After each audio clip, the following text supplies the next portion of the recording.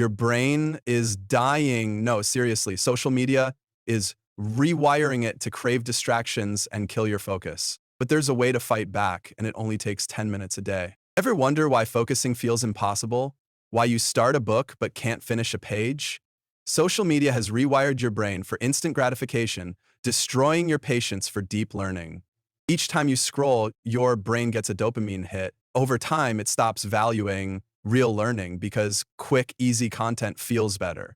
The solution? Microlearning, a simple method to rewire your brain without quitting technology.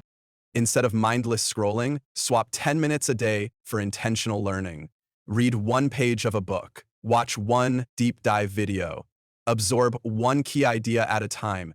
No overload, no stress, just small, consistent wins. Don't let brain rot win. Start today. Swap one mindless scroll for one meaningful lesson. And if you're ready to reclaim your mind, share this with someone who needs it.